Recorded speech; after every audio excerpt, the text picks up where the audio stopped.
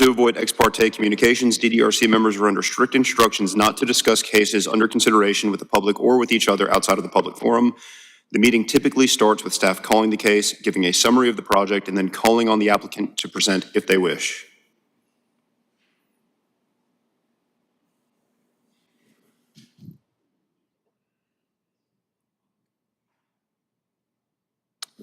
All right.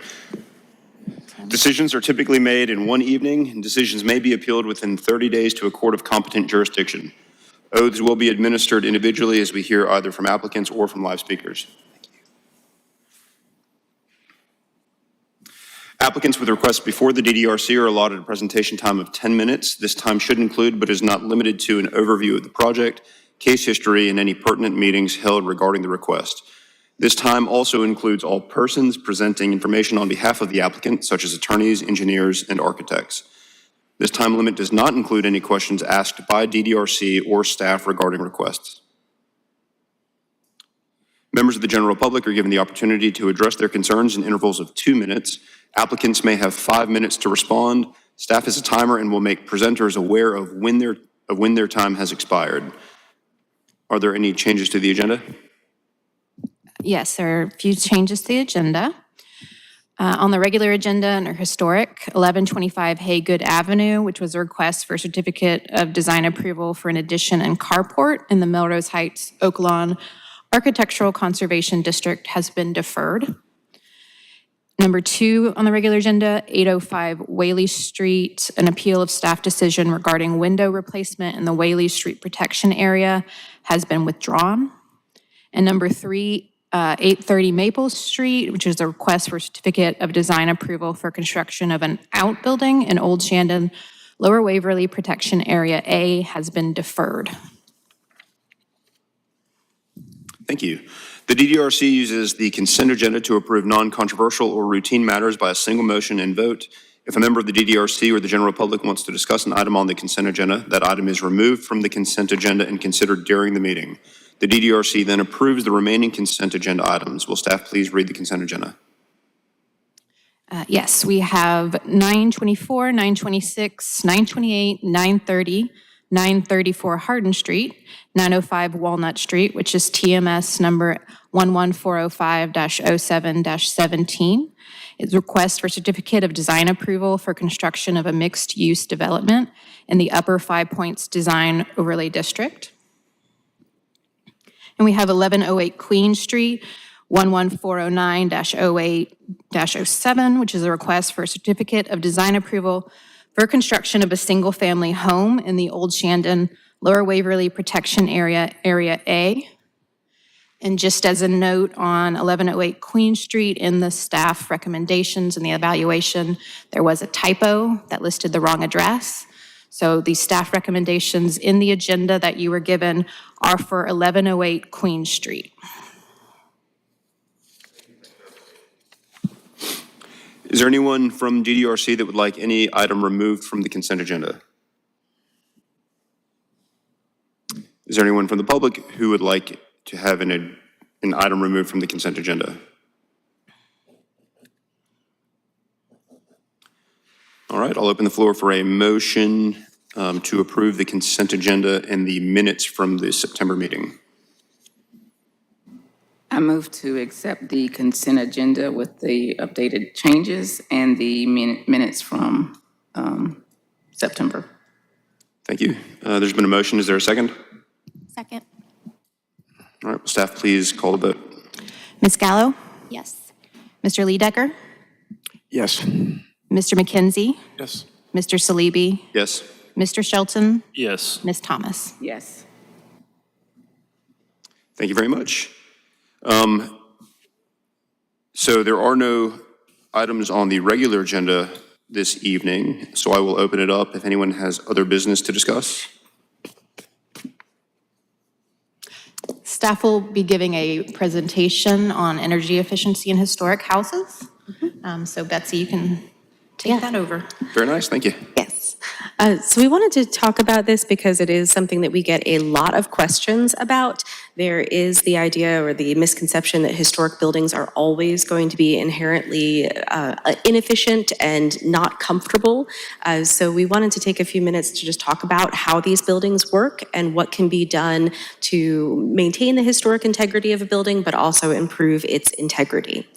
One of the things that we see a lot are requests for window changes, and that's something that we'll talk about in here, that is not usually the root of the issues that people are having with energy efficiency, even though people generally think that it is. I can say that I think for the two of us have probably had 2 or 3 site visits this week about window replacement requests, and it is something that comes up very, very often. So we always are trying to educate people about these topics.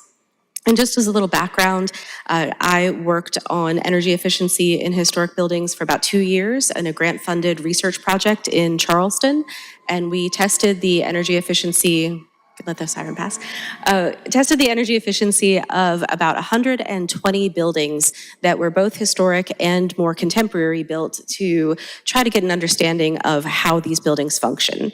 And out of all of those that we tested, there was about a 6 to 8% difference in historic buildings versus contemporary buildings. So only about 6 to 8% less efficient for historic buildings than modern buildings. So it's, again, not quite as big a difference as one might think, and there are a lot of ways that we can make this better for these houses. So the first thing is the building envelope. You're going to have to understand where the building envelope is and where you're trying to keep conditioned air inside the house and where the unconditioned air can be. So this diagram is great because on my left side of the building, you see that the seal or the envelope is going to be more on the left side, or is going to be on the underside of the roof. So for a lot of historic buildings, when people are looking to get more square footage, they might take an attic space and convert that into living space. And in that case, you're going to have your thermal barrier or your envelope on the underside of the roof. Then on the other side of the house, you have more of the traditional attic setup where it's going to be on the floor of the attic. So both of those places are acceptable. You're just going to use that to determine where your insulation and your air sealing is going to be. So understanding the building envelope is really the first step to seeing how a building is working. Then we have air leakage. So you're really looking at these ways that air is going to move through the house, because the more air that's moving through, the more air that's leaking, that's going to cause your HVAC system to work harder, cost you more money, and be less comfortable for those inside the house. So if you think of the stack effect, the idea that hot air always rises, that's what's happening inside a house. So the cooler air is coming in towards the bottom, and then it's rising up through the house and escaping through the top part. So this is coming in from a variety of sources in a household. It's not just coming in from windows. And again, with air moving up, it's not coming in from the sides as much as you might think. That's where the windows are. But really, when you look at this, things like dryer vents, electrical outlets, recessed lighting. If anybody has recessed lighting in their house, make sure to take a look at that, and you'll often see cobwebs around the lighting, and that's a sign that there is airflow moving through that can light and going right up into the attic space of the house. So these types of penetrations in the building envelope are where a lot of this air leakage is happening, and it's again really going to be the top and the bottom of a house that are the places you're going to target. And to see where the air infiltration is coming from, the majority of it is coming from the floors, the walls, and the ceilings. You see that there's about 12% that is lost through windows. So there is air leakage there, and there are things that you can do to fix that, but it is not the predominant place that you're losing your energy efficiency. It's also not going to be a very good economic return on your investment if you are going to spend a significant amount of money to replace windows and only be targeting 12% of your energy loss. So doing things to address the energy loss in floors, walls, and ceilings is going to be less expensive and is going to get you a bigger return on investment. So here are some examples of where these holes can be in a house. Here we have a stack of penetration coming through an attic space. So you see that a lot of times these contractors are just going to kind of cut a big hole and run it through, and they're not going to go back in and cap that or seal it. So you have basically just a big hole in your attic, and that's where a lot of the conditioned air from inside your house, especially in the summer, is going to be rising up and into that attic, and it's basically just escaping right outside of your house. There's also very little insulation in this picture. We'll talk about that throughout the presentation, but generally, if you go up in your attic and you can see the joists, you do not have enough insulation in your house. You should have enough that they are well covered and that they are not visible, and so that's something that many of our houses probably, and I will admit my attic, I can see my joists, I need to get on top of that. But that's something that you'll see in a lot of houses. Another example, if they're running a new plumbing line or a new electrical line, they're not going to cap the old one, they'll just run a new one next to it. So these types of things are things that we see a lot of times, especially in a house that's 100-something years old, where multiple people have been in there, have worked on it over the years, conditions have changed, and some of these holes are still there. There are also classic spaces that happen for both new buildings and historic buildings. When you have a change in levels of the house between that top wall, so the conditioned space might be from the wall on the right side, and then you have a place where it's raised up, and then it goes over to another height on the left. That space in between those two sections might not be capped, sealed, or insulated. So you're going to have basically a flue inside the wall for the airflow. There's an example of that here, a wall cavity that is just open to the lower section and air is just traveling right through. There you go. We saw a good example of this. This is not the actual house we were in, but for one of our, Preservation Month activities, we did a blower door assessment at a private house over in Earlwood. And a blower door is a test that basically pressurizes or depressurizes the house. And so you can tell with a big fan in the doorway, it's pulling the air out of the house. And when the air is coming out, other air has to come in and replace that. So we did this test, and everybody was walking around the house, feeling around the windows. There was very little air coming in around windows. We reached down and felt the plumbing penetration under the sink. You could feel airflow coming right through there, but the place that everybody could really feel it was behind a built-in cabinet like this. And it's because the cabinet is going to be open behind the wall, sort of like what we saw here. That raised part on the left might be the cabinet, and then behind it is going to be this open cavity. And in that case, the section underneath the cabinet was open to the crawl space. So air from the crawl space was really just coming up behind the cabinet and coming right through the doors in the back wall there. So it's not the windows, especially in that case, it was great to see that there was very little to no airflow we could feel through windows. It was coming through plumbing penetrations, electrical penetrations, and where you have these changes in wall structure. So some of the things that can be done about this, and there's a lot more we could talk about, but just for the sake of time, we want to look at historic buildings and how they were built for the environment and how so many features on these buildings were meant to keep the buildings cool, especially in a cooling dominant climate like what we have. So window coverings and awnings, these were found in a majority of buildings in the late 19th and early 20th centuries, especially in a busy Main Street shopping area. And having something like that that would reduce the amount of direct light that's coming into a building, direct sunlight, is going to have a significant reduction in heat that's coming inside a house. So it can reduce that heat gain by 60 to 70%. And if you are then going to be using LED lights inside the house, that is also going to reduce the amount of heat that's coming inside. Window coverings, again, are in residential structures. We still do see some of these historic awnings, especially if they're metal awnings. We'll still see those around and still see some houses that were built with frameworks to have a fabric or cloth awning. And having that kind of shade on the windows does make a big difference. Something that we have to talk to people about all the time is that these things are not just decorative. Historic houses are not just here because they're pretty. They're here because they were built well, they were built for the environment, built for their conditions, and they've been able to withstand the test of time because of these features. So historic shutters. This is the Historic Charleston Foundation building in Charleston. And I feature this one even though it's not in Columbia because they did a test on their headquarters building where they closed the shutters on the south and west sides of the building in July and August. And they saw an 8 to 10% reduction in their energy usage. So something just as simple as closing shutters can really make a big difference in the comfort and in the cost of maintaining your house. And that's exactly, again, why these features are here. They were built for the house and they're meant to function, and that's why they were there. So for making your houses more comfortable today, there are other things we can do. Again, windows do need to be maintained. Historic wood windows are wonderful because you can just fix one small part of a window. If something happens, if a pane breaks, if a rail breaks, you just take that out, replace it, put it back in. If you had a modern vinyl window and something breaks, you have to replace the entire thing. So these are meant to be fixed, meant to be repaired, and they are meant to be well sealed and functioning. So sometimes that means removing layers of paint that are preventing a window from closing properly. Sometimes it may just be realigning the windows in their sills so that they sit correctly, or it might just be adding a little bit of caulk or air sealing measures.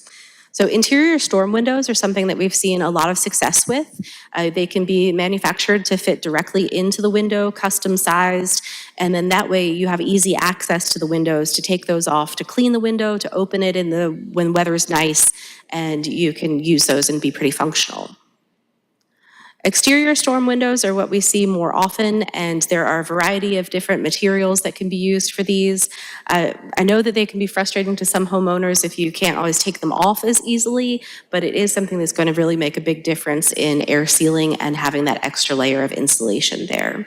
And it's also going to allow for the original windows to be seen and to not disturb the original features of the house. Additional measures include other ways of air sealing. So some of those big holes that you have in your house include attics and chimneys. So a chimney, you may have a flue in your chimney that you can close, and that's a great help.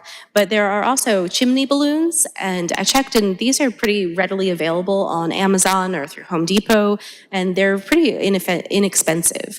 So you can put one in your chimney, you inflate it, and it fills that gap inside your chimney. It also has a very significant thing that hangs down so you can see it. So you're going to pull that out before you start a fire in there in the wintertime. But it really does cap a lot of that airflow and really stops that unwanted flow from going out of your chimney. And then the lower picture is an attic hatch cover. So your attic hatch is basically a giant hole that goes up into your attic space. So you're not going to be able to put blown in or other types of insulation on top of that. So you can make sort of an insulated box that goes on top, and that can be easily removed every time you're coming in and out. It's very lightweight, but it is made with an insulated foam board. There are also ones that are sold that are a pre-made set that is basically just an insulated fabric that has a zipper, so you can zip it and unzip it when you're coming in and out. And having something like that over that big hole in the attic is going to make a big difference too, to make sure you're not having air leakage coming out of that space. As we mentioned, weather stripping, outlet insulation, so electrical outlets. It sounds crazy, but if you have all electrical outlets around the perimeter of your wall, if they're not well sealed, that's like having tons of little holes around the perimeter of your house. So there are insulation outlet covers that you can get, again, very inaffordable, and very affordable and inexpensive. And you can get a pack of them, I think, for $5, has 10 or 20 of them. And so they're for light switches and for electrical outlets, and you can just put one of those behind the casing, and then you can have that insulation there that'll help to cut off that airflow. We do support in terms of caulk around windows, around these different penetrations, and there are different types of weather stripping materials too. They are all very easy things to apply to a house, and with all of these combined, you can really cut down a significant amount of air infiltration into a house. So some other quick tips, change your air filters monthly. I know that doesn't seem like something that, something that's easy to brush off, but it really does make a big difference because the cleaner that filter is, the less work your HVAC system has to do. So if it's working to pull air through a dirty filter, it's going to have to work harder and cost your system more money, more electricity. So do make sure to change those. Get your HVAC system serviced once or twice a year like they recommend. Get a programmable thermostat and actually program it. For every degree that you change, it is a 4 to 6% difference in energy cost. So the recommended setting for an air conditioning system is 78 degrees in the summertime and 68 degrees in the winter for heating. So I know that that's not always what we set or what we do, but those are the optimal temperatures for an HVAC system. So every degree that you're going off of that is going to change your energy usage 4 to 6%.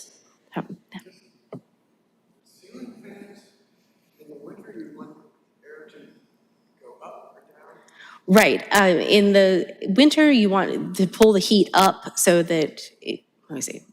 I think in the winter, you want it to go down, and then in the summer, you want it to come up because you're trying to push the airflow. Yes. I've seen a lot of the new fans will have a button that just says winter or summer, and so that makes it a lot easier. But yes, you should change those too to make sure that those are pushing the air in the right direction that you want it to go. And I'll say, electric companies, when I did this grant-funded program 13 years ago, it was SCE&G at that point in time, and they were really working to cut down on energy usage, which seemed crazy to me that they would want to cut down on how much usage there is, but maintaining residential energy usage at a reasonable level was much more affordable for them than building new power plants. And if we've seen some of the things that have happened with power plants in the state in the past couple years, it is not an easy process to build and maintain those. So trying to get people to use energy in a reasonable amount is something that electric companies generally want to help you with. So I know that Dominion now will come out to your house and do, I think it's generally a basic walkthrough that they'll do to help you pinpoint places that could be liable for energy waste. And then they also have a lot of rebates and other incentives for LED light bulbs, for energy efficient appliances, water heaters, HVAC systems, and other appliances like that. So there are things out there that can help you with that cost and help it to be manageable. So these are just great things that can be done to a historic house, to a modern house, and these are things that we tell people about all the time to make sure that they are comfortable and maintaining their historic buildings and wanting to live there, because if nobody wants to live in these buildings, if nobody's going to take care of them, then it's going to be damaging for the entire structure and the community too. So we are always out there trying to help people with these elements. And that's it. Great. Well, thank you so much for that presentation. I know it'll certainly come in handy around my house, and these are thoughts I have every month when I look at my utility bill. So Yes. really put them to good use. I was going to ask, are you planning on publishing this on y'all's website so the community can benefit from this? Well, this will be on the YouTube page for the DDRC meeting, so we have that. And then We've had energy efficiency newsletters in the past. Betsy did not do those, so maybe we do need an update on that. But we do have some energy efficiency information on the website. But yeah, we can always add more. Yeah, and the National Park Service has their preservation bulletins, and they do have a bulletin on energy efficiency that was updated actually when I was doing that grant-funded project. So they made sure to get updated information in there. And one thing that was interesting is that a lot of the research in this was typically done in heating-dominant climates, which are cold weather climates, and there really hadn't been a lot of attention paid to southern climates. So in the last 10 or 15 years, that has stepped up a bit, and that is something that's more understood. So that's reflected in that National Park Service preservation brief. Great. Well, thank you very much. Any other DDRC members have anything to add?